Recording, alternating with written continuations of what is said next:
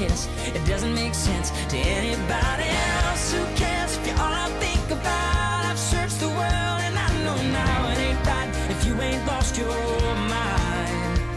Yeah, I don't want easy, I want crazy. Are you with me, baby? Let's be crazy. Salut tout le monde, alors je suis exactement la même que la vidéo le choix de Chloé. C'est totalement normal, c'est parce que j'en profite d'avoir un petit peu de temps maintenant pour vous tourner cette vidéo. Ce matin en me levant, j'ai eu une espèce d'illumination me disant que j'avais 4 livres à vous présenter en point lecture, que j'avais toujours pas tourné la vidéo et que je m'en vais un petit peu vendredi pour 3 semaines. Et je me suis dit, oula, si en plus je laisse ces 4 livres sans vous en avoir parlé, plus tous les livres que je vais lire pendant 3 semaines, donc je vous ferai forcément un point lecture en revenant, ça va pas être possible du tout. Donc voilà, ce matin j'ai plus de temps que prévu, je pensais passer plus de temps à l'école et au final mon partiel a duré moins de temps, ou c'est moi qui ai mal lu les horaires, c'est fort possible aussi. Mais bon bref, je reviens pour vous faire cette petite vidéo, pour vous montrer et vous parler des 4 livres que j'ai lus ces dernières semaines. Et puis voilà, mettre tout à plat pour pouvoir partir en vacances en vous ayant tout montré et revenir qu'avec des lectures que j'aurais lues là-bas. Donc on va commencer tout de suite. Alors la dernière fois, si je ne me trompe pas, je vous laissais avec Charme de Sarah Pinborough, donc aux éditions Milady, que j'ai adoré. Donc ça fait un petit moment maintenant que je l'ai lu. En fait j'ai plus l'histoire de mes derniers livres en tête, mais je l'ai vraiment beaucoup aimé. Ça a été une très belle surprise comme Poison. Donc là c'est une réécriture du conte de Cendrillon et je crois que c'est encore plus réécrit que Blanche-Neige. Enfin, je sais pas si c'est moi ou si c'est vrai, mais j'ai trouvé que c'était encore plus remanié et j'ai vraiment beaucoup apprécié. On s'éloigne encore plus de la Cendrillon originale. Moi à chaque fois que ça m'avait fait la même chose quand j'ai lu Poison, je me suis imaginé la Cendrillon de Walt Disney, mais il faut pas faire ça, hein, parce qu'après on voit plus du tout le Walt Disney de notre enfance comme avant. C'est plus du tout Cendrillon là, enfin c'est une nouvelle Cendrillon, c'est Cendrillon 2014. C'est limite je sais pas laquelle je préfère entre celle-là et la Cendrillon de Marissa Meyer. Je pense quand même que je préfère Cinder de Marissa Meyer, mais voilà, celui-là il est étonnant. Moi personnellement je me suis fait totalement balader du début à la fin. J'ai lu des chroniques de blogueurs où ils disaient avoir deviné. Moi j'ai rien deviné du tout. Pour ça je suis bonne cliente, je tombe toujours la tête première dans le panneau. Et moi j'ai absolument rien deviné. Je me suis laissée voguer au cours de ma lecture et du coup je suis tombée des nues. Donc je m'y attendais pas du tout. C'est une très bonne réécriture. Cendrillon, voilà, comme je vous le disais, est totalement différente. On retrouve quand même la belle-mère qui elle est vraiment cruelle. Il y a aussi les demi-sœurs, enfin je crois que dans la réécriture il n'y en a qu'une si je ne me trompe pas, qui elle m'a fait penser un peu à la reine dans Poison, qu'on croit d'abord la méchante et puis au final qui est pas si méchante que ça, donc ça j'apprécie beaucoup. On a bien sûr le prince et donc voilà, on a bien sûr aussi la pantoufle de verre, sinon ce n'est pas Cendrillon. Mais voilà, on a ces petits éléments qui rappellent Cendrillon et au final des moments quand on lit, on oublie totalement que c'est le conte de Cendrillon. On s'éloigne mais du tout au tout et moi j'ai adoré, c'est vraiment un grand plaisir. Là j'ai qu'une seule envie, c'est de m'offrir Beauté, donc le tome 3 sur la Belle au bois dormant. Je me demande bien ce que l'auteur va bien pouvoir nous sortir, parce que là je sais pas sous quelle drogue elle a écrit ça, mais c'est juste pas possible quoi. Ça part dans tous les sens, mais en même temps tout a un lien. On a des tas de contes qui viennent se rejoindre, on a Poison qui se rejoint aussi. Enfin, on pourrait se dire c'est du grand n'importe quoi, mais au final tout a un lien, tout se rejoint, c'est parfait, j'ai envie de dire, c'est juste génial.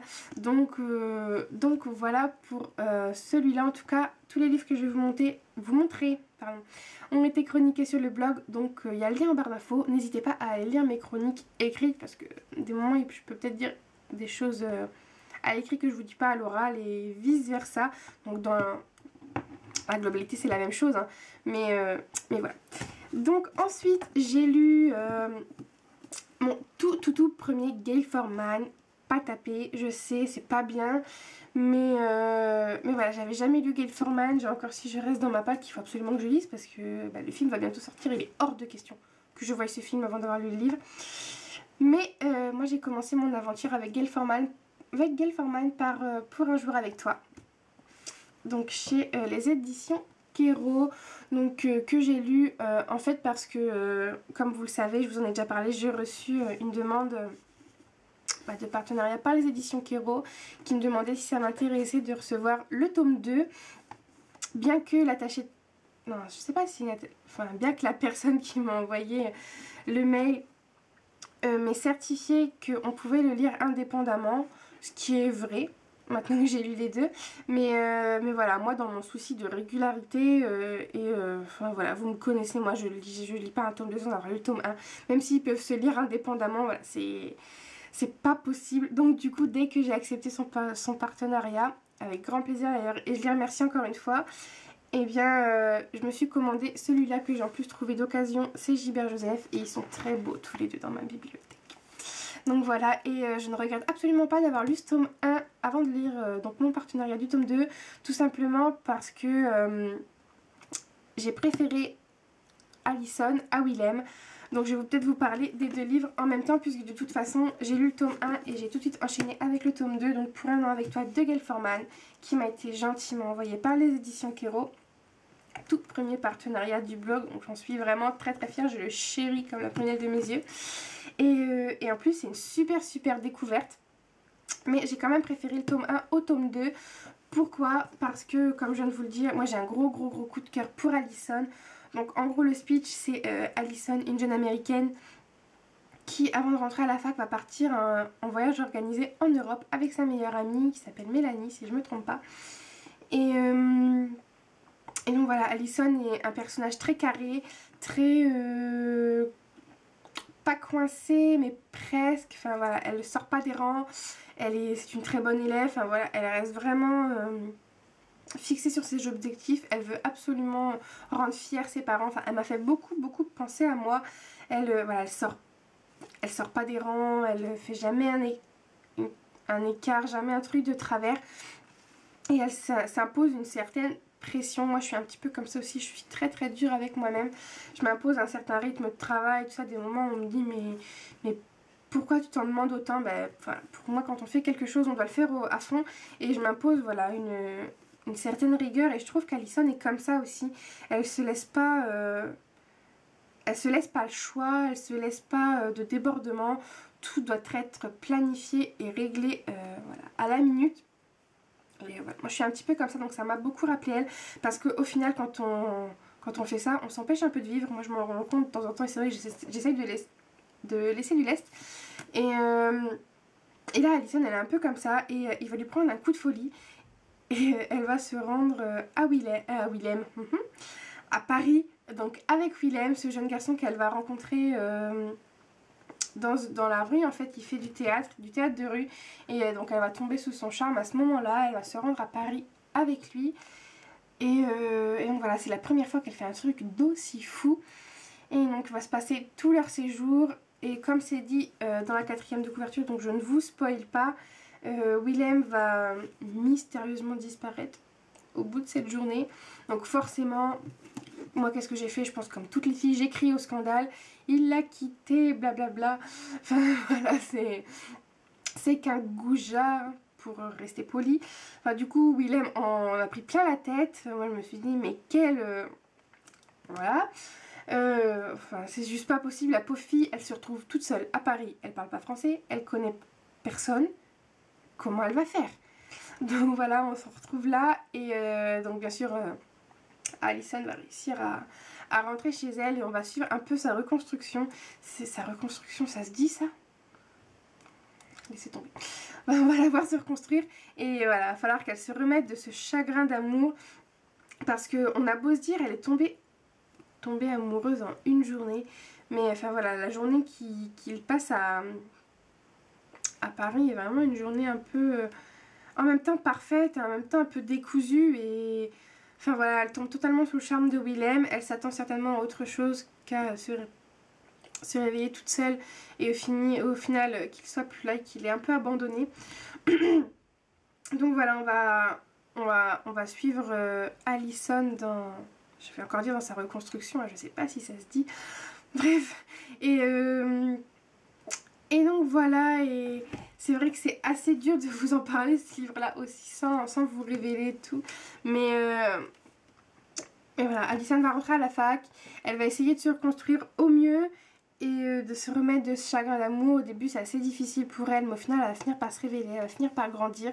Et voilà, moi j'ai aimé la voir évoluer, j'ai aimé la voir s'épanouir, un peu ouvrir ses ailes. Voilà, c'est vraiment un super personnage. Moi je l'ai vraiment beaucoup aimé. Et il y a quand même un moment où on va vouloir retrouver Willem pour avoir des explications. Et c'est aussi un peu un fil conducteur dans ce livre. Nous aussi on veut savoir ce qui s'est passé. Et parce que même si, voilà, on a... Personnellement, moi j'ai crié au scandale tout de suite. C'est un goujat, il a laissé tomber, mais allons savoir. Et donc voilà, donc ce tome 1 du point de vue d'Alyson, je l'ai vraiment beaucoup aimé. Et donc il y a le tome 2, plus du point de vue de Willem. Donc on débute au moment où Alyson en fait se réveille toute seule. Et bien là, nous on apprend où est Willem. Donc je vais pas vous le dire, je vais pas vous dire ce qui se passe réellement parce que voilà, je vous spoilerai, ça vous gâcherait tout. Mais donc on va suivre Willem et donc on va continuer en fait. Les deux livres pourraient se lire en parallèle parce que pendant qu'Alyson essaye de se reconstruire toute seule à la fac et essaye de retrouver Willem, lui de son côté il la cherche aussi. Il essaye aussi de reconstruire un peu sa vie décousue, on dirait un peu un saltimbanque, vous savez, qui vit de vie en ville, qui n'a pas d'attache. Et voilà, on en apprend plus quand même sur Willem, donc ça m'a bien plu parce que dans le tome 1 on n'apprend pas plus que ça. On est comme Alyson, on ne le connaît pas. Et voilà, là on apprend à connaître sa famille, ses amis. J'ai beaucoup aimé ses amis, ils m'ont fait beaucoup rire. Donc voilà, on apprend à connaître sa mère, on apprend à connaître son histoire, aussi ses souffrances, parce que Alyson a ses blessures, Willem a les siennes. Et voilà, donc en parallèle, ils vont se chercher chacun, autant se chercher eux-mêmes que se chercher l'un l'autre. Et voilà, donc on voyage quand même un peu plus avec Willem qu'avec Alyson, parce que Alyson reste à peu près dans le même pays, et à part aller un petit peu au Mexique, je crois. Mais on retrouve... Moi, j'ai eu l'impression de moins voyager avec Alyson, mais c'est pas forcément un problème, parce qu'avec Willem, on voyage beaucoup. On va en Inde, on va aussi au Mexique, il revient en France... on va en Hollande, on va un peu partout. Et dans ces livres, on a vraiment l'impression de voyager avec les héros. C'est un truc de fou. En plus, le style de Gail Forman est assez descriptif, je trouve, en tout cas dans ses livres. Elle nous explique vraiment tous les petits détails des endroits où on se trouve. Et du coup, c'est assez magique. Moi qui n'aime pas normalement les styles descriptifs où on nous barbe de détails, là j'ai adoré, j'ai vraiment eu l'impression de visiter l'Inde, de visiter le Mexique, et c'était vraiment très appréciable. Ma phrase veut rien dire. Oh, ça va plus. Je sais pas comment vous faites pour m'écouter. Bref, donc pour en revenir à Pour un an avec toi, moi je l'ai bien aimé aussi. Les deux seuls petits bémols, voilà, c'est Willem que j'aime moins qu'Alyson, mais ça c'était aussi parce que je suis une fille et du coup je me suis plus identifiée à elle. Parce que même si, voilà, on sait ce qui s'est passé, il garde quand même un peu cette étiquette de Don Juan, un peu goujat, là, qui papillonne de fille en fille. Moi j'aime pas trop ça. Et au final, ce qui m'a frustrée, mais alors frustrée de chez frustrée, c'est que les romans se finissent tous les deux au même moment. Parce qu'il se passe quelque chose dans le tome 1, moi je me suis dit on va avoir la réponse dans le tome 2. Eh ben non. Eh ben non, on reste là comme deux ronds de frites. Et on se dit c'est pas possible. Qu'est-ce que je fais avec ça moi? C'est-à-dire on se regarde dans le blanc des yeux et on attend. Donc non, ouais, j'étais super frustrée. Je suis quand même super contente. C'est parce qu'il y a une nouvelle donc, qui est parue le 23 juin. Donc que vous pouvez retrouver donc, en e-book, qui sortira pas en papier, en tout cas pas pour l'instant. Et qui j'espère explique la scène quoi. Parce que là... on peut pas finir comme ça, c'est pas possible. C'est pas une fin de roman, ça. C'est non. Non. C'est pas possible. C'est pas gentil du tout. Du tout. On peut pas laisser nos personnages comme ça à se regarder dans le blanc des yeux et après. Et elle est où la bagarre là? Non, je rigole. Mais enfin voilà, nos personnages méritent des explications, nous aussi. Et j'espère qu'il y a toutes ces explications dans la nouvelle, donc que j'ai pas encore acquis malheureusement, mais ça ne serait tardé. Donc voilà pour ces romans, mais je suis vraiment très heureuse que les éditions Kero m'aient proposé proposé de le lire parce que c'est vrai que c'est pas le genre de livre que je lis le plus habituellement, parce que c'est beaucoup plus contemporain. Moi je suis très fantastique, très dystopique. Et là ça a été un vrai plaisir, donc je remercie vraiment les éditions Kero pour cet envoi. Et voilà, donc je continuerai mon aventure avec Gail Forman, c'est certain. J'ai totalement découvert l'auteur et j'ai vraiment beaucoup aimé, m'a fait aimer le style, son style en fait, alors que comme je vous le disais, moi les styles descriptifs normalement ça me gonfle. J'aime pas qu'on nous explique tous les petits détails, des petits détails, des petits machins. Et là ça m'a pas du tout gêné. Pourtant vous voyez les pavés quoi. J'ai mis un bout quand même à les lire parce qu'en plus j'étais en partiel, donc c'était juste pas possible. J'ai quand même lu le tome 2 plus vite que le tome 1. Mais voilà, donc je vous les conseille vraiment beaucoup si vous aimez le contemporain, si vous aimez les belles histoires d'amour, mais aussi la recherche, vraiment la recherche de soi-même. Au-delà de se chercher l'un l'autre, c'est vraiment leur équilibre qu'ils recherchent et ça j'ai vraiment beaucoup apprécié. Et ensuite pour finir, alors j'ai éteint ma Kobo, j'ai la flemme, je suis désolée, je l'allume pas, mais j'ai lu Unbroken donc de Melody Grace, qui était le choix de Chloé du mois de juin. Donc je viens tout juste de vous tourner le choix de Chloé, donc je sais pas si je vais poster ça avant ou... Je pense que je posterai quand même le point de lecture avant. Donc je vais vous en parler rapidement, même si pour avoir mon avis plus en détail, je vous invite à aller voir la vidéo. Donc Unbroken, je vous mettrai la couverture maintenant. Donc c'est un roman new adulte, donc j'ai vraiment beaucoup aimé aussi. Ça a été un gros coup de cœur. Même si j'ai eu un petit peu peur. Donc en fait, pour faire le pitch général, c'est Juliette, donc une jeune femme qui vient d'entrer à la fac et qui va devoir revenir dans la maison de famille qu'elle a quittée 4 ans plus tôt, donc de vacances, où elle n'est jamais revenue, pour vider cette maison en fait parce que son papa a décidé de la vendre. Et la plus grande crainte de Juliette en revenant donc à Cedar Cove, c'est de revoir déjà tous les fantômes entre guillemets de famille, toutes ces histoires douloureuses qui s'y est passées, mais aussi surtout de revoir son amour de jeunesse, donc de revoir Emerson qui a été son premier amour et qui lui a totalement brisé le cœur 4 ans plus tôt. Donc voilà, donc bien sûr, vous vous doutez que Emerson va croiser la route de Juliette. En même temps, c'est une petite ville, donc elle s'en doutait qu'elle allait le croiser. Et voilà, va s'en suivre tout un tas de péripéties. Moi, j'ai eu un petit peu de mal en fait parce que Emerson est... Au début, il est vraiment froid, il est vraiment méchant, cruel, sarcastique. Enfin, je me dis, est-ce qu'il a vraiment aimé Juliette un jour? C'est pas possible de se comporter comme ça. Et bon, au final, on comprend à la fin du roman pourquoi il se comporte comme ça et tout lui est pardonné.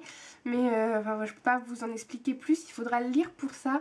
Mais j'ai vraiment beaucoup apprécié ce roman. Même si j'avais envie un petit peu de secouer Juliette de temps en temps, de lui dire mais te laisse pas faire. Un homme ne doit pas te parler comme ça, c'est juste pas possible. Enfin, moi, je sais que jamais on parlera comme ça, c'est juste pas possible. Et voilà, on parle pas comme ça à quelqu'un. Même inversement, on parle pas comme ça, c'est pas bien. Et là, non, il est parfois vraiment très sec, très méchant et on se demande vraiment pourquoi. Après, le petit truc qui m'a chagriné au début, c'est que... j'ai eu peur que ce soit une rue parce que le livre comporte des scènes assez hautes, des scènes assez épicées. Ça m'a pas gêné, c'était vraiment bien amené, c'était vraiment très beau, c'est pas dégradant, c'est pas des scènes de sexe pour le sexe, voilà, donc c'était vraiment... c'est un très bon point du roman, même si je vous avoue qu'au début j'ai eu un petit doute, parce que quand Juliette nous dépeint Emerson, elle nous dépeint une attirance physique limite animale. Et je me suis dit c'est une relation basée que sur ça, c'est pas possible quoi. À chaque fois qu'ils se voient ils ont juste envie c'est de se sauter dessus. Et au final non, je vous rassure, il y a autre chose derrière quand même. Parce qu'au début j'ai eu vraiment un petit peu peur. Je me suis dit forcément si ta relation elle est basée que sur ça, tu m'étonnes que ça part en cacahuète. Au final non, il y a vraiment une vraie relation derrière. Donc c'est vrai qu'il y a quand même une grosse attirance physique entre nos personnages. J'espère que vous entendez pas mon chat qui est en train de gratter à la porte. Bref. Donc voilà, pour Unbroken, je l'ai vraiment beaucoup aimé. Je vous invite à aller voir la vidéo. Je pense qu'elle sera postée pas longtemps après celle-là, peut-être à une semaine d'intervalle. Je sais pas, j'ai pas encore réglé ça avec moi-même. Donc voilà. Et donc c'est tout pour mes lectures passées. Et j'ai rien à vous montrer pour l'instant en lecture en cours. Tout simplement parce que j'ai fini Unbroken hier soir. Et que on est mercredi matin. Et que j'ai toujours rien lu. Parce que j'étais en évaluation ce matin. Donc voilà, j'ai pas lu. Donc là je sais pas, je me tâte. Je suis en pleine discussion avec moi-même. C'est soit je commence un livre papier, mais si je l'ai pas fini avant vendredi, il va falloir que je l'emmène dans mon sac à main, dans la voiture. Et j'ai peur de l'abîmer, alors qu'à la base il doit être dans ma valise pour pas être abîmé. Enfin voilà, ou je commence un e-book et ça sera mieux, mais en même temps il y a un livre papier que je dois lire rapido. Enfin bref, voilà, grand dilemme avec moi et moi. Donc vous saurez ça peut-être sur la page Facebook. De toute façon je vous posterai des photos de mes vacances et tout ça, puisque là ça approche à grands pas. Donc voilà, c'est tout pour ce petit point lecture. N'hésitez pas à me dire dans les commentaires si vous avez envie de lire ces livres, si vous les avez lus, ce que vous en avez pensé. Puis moi je vous fais à tous de très gros bisous et je vous retrouve très vite pour une nouvelle vidéo. Bye.